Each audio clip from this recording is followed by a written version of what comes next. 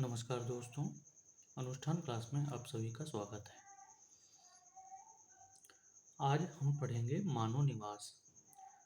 पिछले लेक्चर में हमने बात कर लिया था वनस्पति जगत के, जितने भी पौधे थे उनके बारे में चर्चाएं कर लिया था, डिस्कशन कर लिया था और अच्छे तरीके से पढ़ लिया था। आज हम मानव आवास शुरू करेंगे, जिसमें मिट्टी के घर कैसे बने होंगे, बांस के घर कैसे बने होंगे, लकड़ी और पत्थर के घर कैसे होंगे, क्या विशेषताएं होंगी, उन सभी को डिटेल से पढ़ना है। ठीक है, तो चलते हैं पहले टॉपिक की ओर। मिट्टी के घर। तो मिट्टी के घर वहाँ बनाए जाते हैं जहाँ पर गर्मी अधिक होती है। पहली चीज़, जो मिट्टी का घर बनाया जाएगा वहाँ पे बनाया जाता है जहाँ पे गर्मी अधिक पड़ती है। ऐसे क्षेत्र कहाँ कहाँ पे होगा? एक तो राजस्थान में गर्मी पड़ेगी, एक उत्तर भारत में। ठीक है, तो उत्तर में राज करने के लिए क्या चाहिए? मिट्टी के घर चाहिए।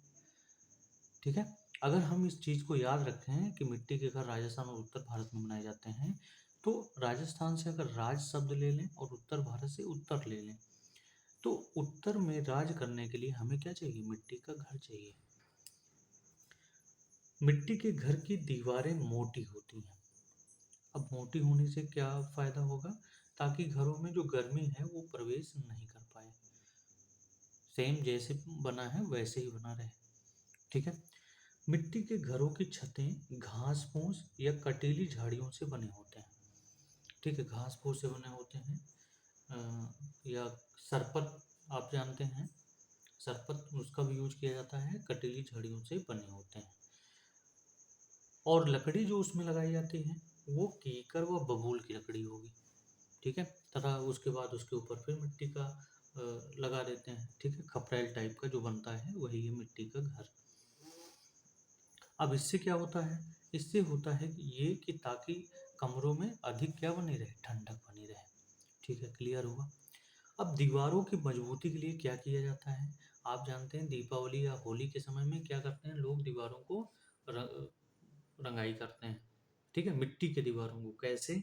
गोबर का यूज करके, मिट्टी का यूज करके और भूसा। क्योंकि मिट्टी का घर है तो मिट्टी के घर में मिट्टी, भूसा और गोबर को मिक्स करके दीवारों पर क्या किया जाता है? पुताई किया जाता है। ठीक है, घरों के जो फर्श होते हैं उनको केवल गोबर से लेपन किया जाता है। अब गोबर से लीपने से क्या फायदा है? ताकि घरों में कीड़े मकोड़े कभी प्रवेश ना करें, ताकि घरों में कभी भी कीड़े मकोड़े ना प्रवेश करें, इसलिए किस चीज़ का लेपन किया जाएगा? गोबर से लेपन किया जाएगा। ठीक है, छत के बारे में हमने बता दिया कि खटीली झाड़ियों से बनी होती है, मिट्टी भी ऊपर लगा ली जाती है और घास फूस का भी उपयोग करते हैं। ठीक है, क्लियर हुई इतनी टॉपिक। अगला पॉइंट है बांस या लकड़ी के घर। अब बांस या लकड़ी के घर कहाँ बनाए जाएंगे? ये ऐसे प्लेस जगह पर बनाए जाएंगे जहाँ पर बारिश ज़्यादा होती हो। ठीक है, तो ऐसी जगह कहाँ पे है? पूर्वोत्तर भारत। कहाँ पे है? पूर्वोत्तर भारत। और पूर्वोत्तर राज्य में ही एक स्थान है मासिन राम, जहाँ पे विश्व की सर्वाधिक वर्षा होती है। ठीक है, बांस या लकड़ी के घर। तो भारत के पूर्वोत्तर राज्य, जिन्हें पूर्वी भारत कहते हैं, ठीक है, या सिस्टर सिटी बोलते हैं इनको, सिस्टर सेवन सिस्टर सिटी भी बोला जाता है, वहाँ पर होता है। ठीक है, तो पूर्वोत्तर राज्य में कौन कौन से राज्य आएंगे? असम आ जाएगा, मेघालय आ जाएगा, त्रिपुरा और मणिपुर। ठीक है तो सेवन, लेकिन असम, मेघालय, त्रिपुरा और मणिपुर में वर्षा ज़्यादा होती है। बनाने का क्या कारण है? तो बनाने का मुख्य कारण है कि वर्षा की अधिकता के कारण जगह जगह पर वहाँ पर जल भराव बहुत ज़्यादा होता है, इसलिए वहाँ पर बांस की लकड़ी के घर बनाए जाते हैं। ठीक है, और इसी के कारण जो पूर्वोत्तर राज्यों की मुख्य चुनौतियां हैं, वो मुख्य चुनौतियां बाढ़ और भूकंप ही हैं। ठीक है, मुख्य चुनौतियां बाढ़ और भूकंप ही हैं। अब बात आती है कि पूर्वोत्तर राज्यों में जो बांस से या लकड़ी के घर बनाए जाते हैं वो कितनी ऊंचाई पर होने चाहिए? तो वो 10 से 12 फीट ऊंचे होते हैं। जितने ऊंची आपके घर की पहली मंजिल बनती है उतने ही ऊपर वहाँ के लकड़ी के घर बने होते हैं। ठीक है, या अगर हम मीटर में कोई पूछ ले तो 3 से 3.5 मीटर तक की ऊंचाई के आवास बनाए जाते हैं। ठीक है, जिसमें बांस और मजबूत लकड़ी का पिलर दिया जाता है। अब इसकी दीवारें और फर्श कैसी होती हैं? दीवारें एवं फर्श भी लकड़ी की ही होती हैं, ठीक है। और साथ में चूने की पुताई की जाती है फर्श पर। छत पर क्या क्या डाला जाता है? छत पर रोड़ी, बजरी, कंकड़, चूने आदि रखे जाते हैं ताकि बारिश से वो भीग ना सकें।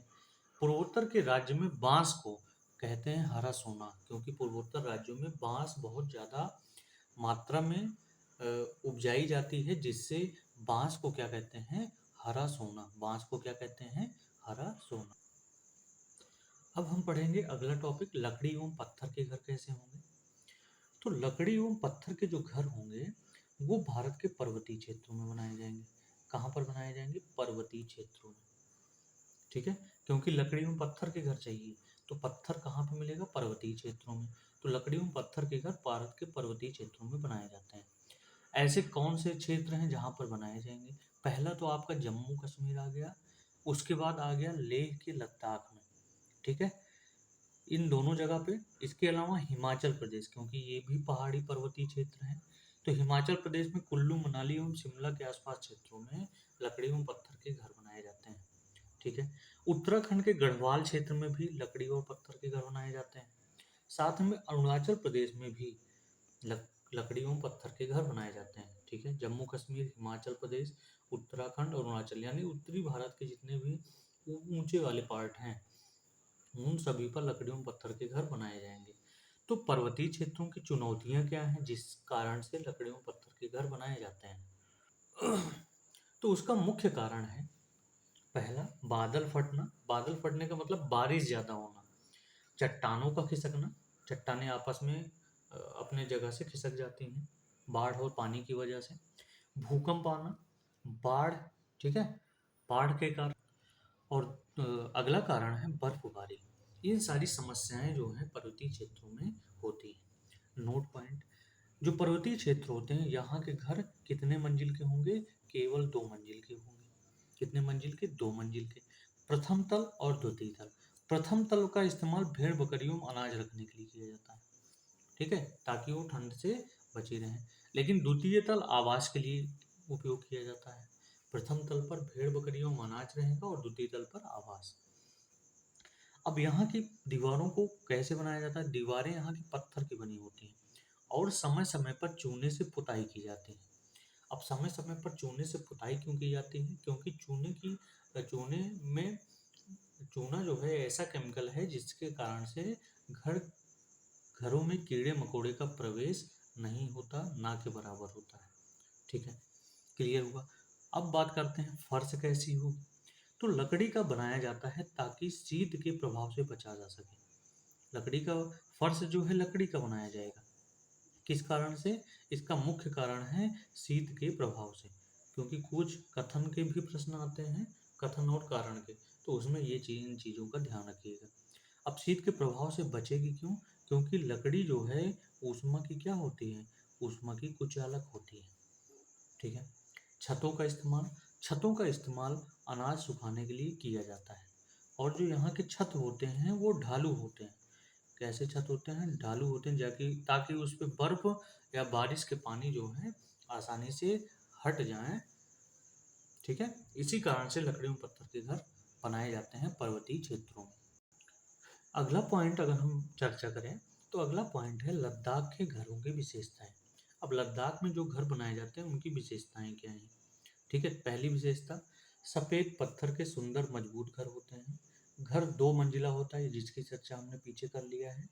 पत्थरों को काटकर एक के ऊपर एक रखकर बनाया जाता है, ठीक है। कुछ इस प्रकार से पत्थरों को काटकर एक के ऊपर एक रखकर बनाया जाता है, जैसे ईंटों को रखा जाता है। मिट्टी व चूने से पुताई की जाती है। अंदर से घर छप्पर जैसा लगता है। अंदर जो है, अंदर से घर बिल्कुल छप्पर जैसा लगेगा। लकड़ी की सीढ़ियां बनी होती हैं। ऐसा क्यों? क्योंकि लकड़ी लकड़ी जो है कुचालक होती है, ताकि लकड़ियां ठंडक भी नहीं लगने देती।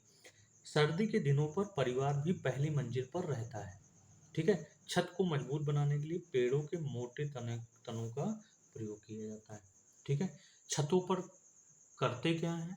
छतों पर लाल मिर्च, सीताफल, मक्का, धान सुखाते हैं, ठीक है। लाल सीता, मक्का और धान को सुखा देते हैं। अब लद्दाख लद्दाख में, केरल में, राजस्थान में, गुजरात में और उत्तराखंड में बच्चे स्कूल कैसे जाएंगे उसकी चर्चा हमने प्रीवियस लेक्चर में किया है, लेकिन एक बार यहाँ पर फिर से शॉर्ट में बता देते हैं। पहला, लद्दाख। लद्दाख में बच्चे स्कूल कैसे जाएंगे? तो लद्दाख में बच्चे ट्रॉली से स्कूल जाते हैं। ट्रॉली और पुली की मदद से सरकते हुए, जो वहाँ पे वायर बंधी होती है, पुली की मदद से ट्रॉली सरकती है और बच्चे स्कूल पहुँच जाते हैं। और एक ट्रॉली पर मैक्सिमम 4 से 5 बच्चे बैठते हैं। बल्लम। वल्लम एक नाव है, ठीक है, लकड़ी की बनी होती है, बल्ले से बनी होती है। बल्ला लकड़ी से बना होगा तो लकड़ी की बनी छोटी नाव होगी। और कहाँ पे होगा? केरल में। केरल में यह नाव चलाई जाती है जिससे बच्चे स्कूल जाते हैं। अगला पॉइंट है ऊंट गाड़ी। ऊंट गाड़ी से बच्चे स्कूल कहाँ पे जाते हैं? राजस्थान में जाते हैं, ठीक है। जुगाड़ गाड़ी।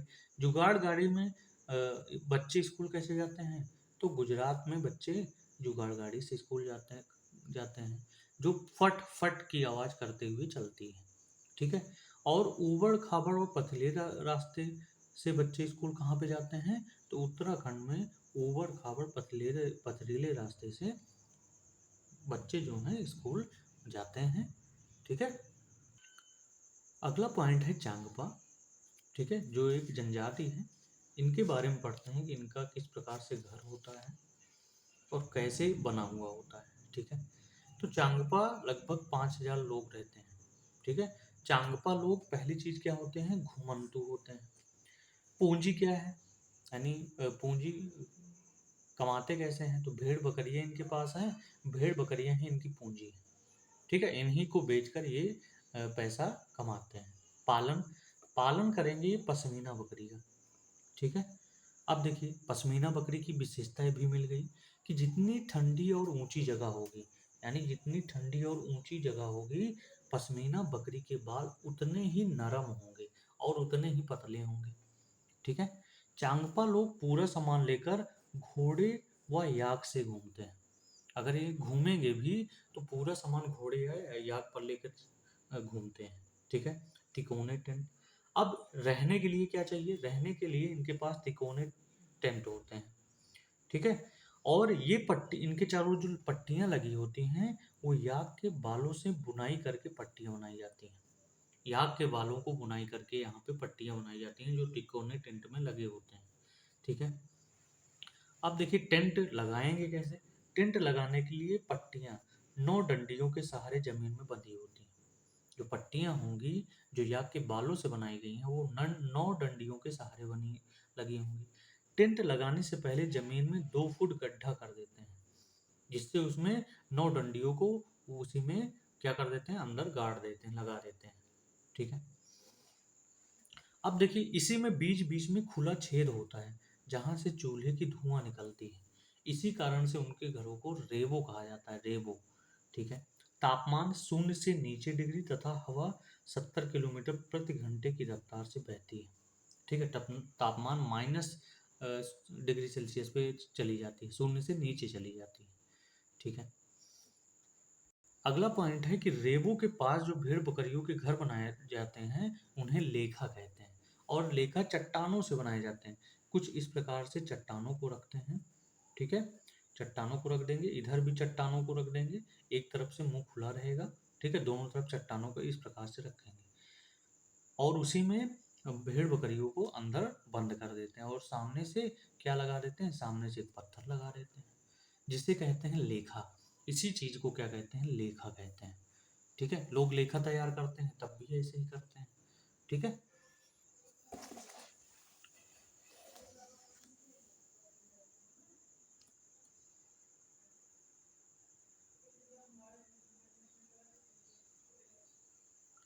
अब बोर की तरह लकड़ी के डोंगे पानी में तैरते हैं।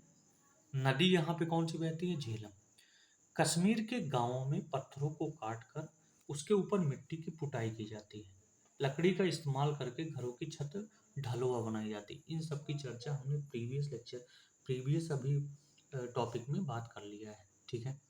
पुराने घंटों की घाटों की पुराने जो घर होंगे, पुरानों घर की कालियत पत्थर, ईंट और लकड़ी से बनते हैं, ठीक है।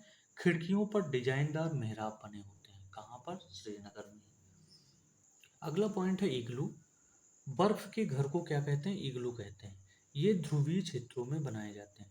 जो बर्फ इग्लू होंगे उनके बर्फ के घर को ही इग्लू कहा जाता है, और ये कहाँ पे बनाए होंगे? ध्रुवीय क्षेत्रों में, टुंड्रा और टैगा प्रदेशों में बनाए जाते हैं। ठीक है। इग्लू में एस्किमो जनजात रहती है। जो इग्लू के घर घर बने होते हैं उसमें कौन सी जनजात रहती है? एस्किमो। यानी इग्लू को बनाने के लिए स्कीम लगाते हैं, इग्लू को बनाने के लिए स्कीम लगाते हैं, तो इग्लू में रहेगा कौन? एस्किमो जनजात। बर्फ के घरों की दीवारें दोहरीकरण युक्त होती हैं ताकि अंदर की ऊष्मा बाहर ना निकले। दरवाजे बहुत छोटे ताकि ठंडी हवा घरों में प्रवेश ना करे। और दीवारें कैसी होंगी? बर्फ के टुकड़ों के सॉकेट से बनाए जाते हैं दीवारें। कमरे को गर्म रखने के लिए पशुओं की खाल का प्रयोग करते हैं। ठीक है, क्लियर हुई? तो आपको आवास के बारे में जो भी डिस्कशन था वो यहाँ पे पूरी तरह से कंप्लीट हो गया। इस चैनल के साथ बने रहिए ताकि आपकी एनसीईआरटी ईवीएस कंप्लीट करने के बाद आपको बायोलॉजी, फिजिक्स और केमिस्ट्री के थोड़े थोड़े पार्ट बताए जाएंगे आने जो कि एग्जाम में आने की संभावना बहुत ही ज़्यादा रहती है। ठीक है, छोटे छोटे क्वेश्चन, ताकि आप एग्ज़ाम को अच्छे से क्लियर कर सकें और आप सेलेक्ट हो सकें।